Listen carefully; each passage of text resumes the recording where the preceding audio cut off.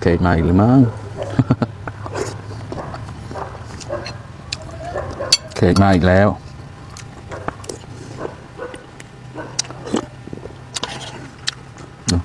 ให้เค้กรอก่อนกินข้าวก่อน สวัสดีครับพี่น้องครับวันนี้กินกับข้าวถ้วยเดียวนะครับวันนี้กินต้มครับเป็นต้มปลาน้ำใจนะครับปลาน้ำใจคือน้ำใจของเซียนปลาซิวนะครับที่เขามาหวานแหที่อ่างดอกกรายพอดีลุงอกไปให้อาหารหมาจรนะครับไปเจอเขาโดยบังเอิญนะครับเขาเลยแบ่งปลาให้ตัวนึงนะครับเป็นปลาตัวใหญ่นะครับรสชาติจิ้มจุนลุงโอ๊กก็เคยมีน้ำใจกับคนอื่นอยู่นะครับหลายคนนะครับลุงโอ๊กก็ได้เจอคนที่มีน้ำใจกับลุงโอ๊กคืนแบบนี้นะครับวันนี้ไม่มีผักไม่มีน้ำพริกนะครับหัวกินหมดตั้งแต่เมื่อวานตอนเย็นนี่กินปลาตัวหนึ่งกินได้2 มื้อนะครับเป็นปลาสดๆนะครับเอามาต้มแบบสดๆนะครับเนื้อนะครับแน่นๆเนื้อหวานนะครับปลาสดเนื้อหวานเจ้า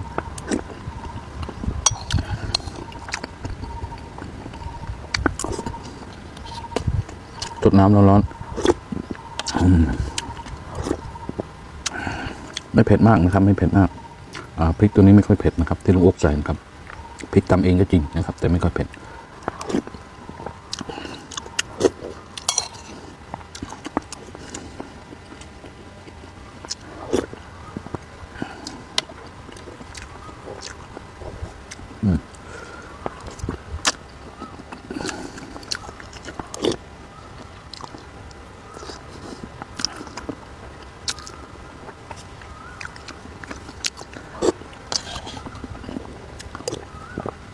จุดน้ำร้อนๆนี่มีแห้งครับพี่น้องนี่ครับชิ้นปลาชิ้นเบลาเลยชิ้นนึงนะครับต้องหั่นเป็นชิ้นเป็นท่อนนะครับเพราะว่าปลามันตัวใหญ่กิโลกว่านะครับ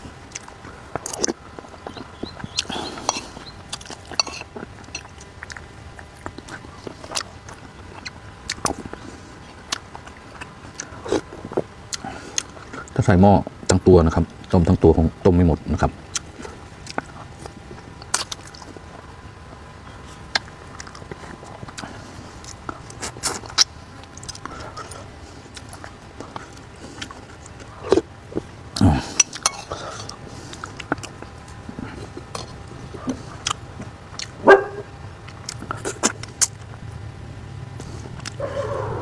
เค้กมาอีกหรือมั้ง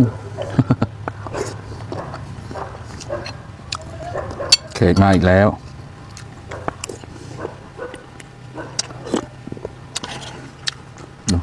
ให้เค้กรอก่อนกินข้าวก่อน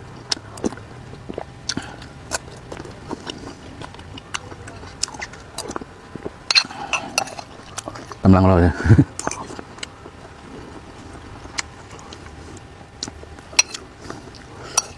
นี่น้ำปลาขาวจั่ว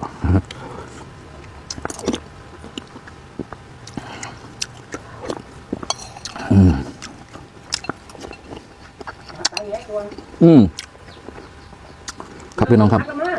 ขอโทษขออภัยนะครับขอตัวรับเค้กก่อนนะครับบ๊ายบายปุ้มๆสวัสดีครับอะไรยาย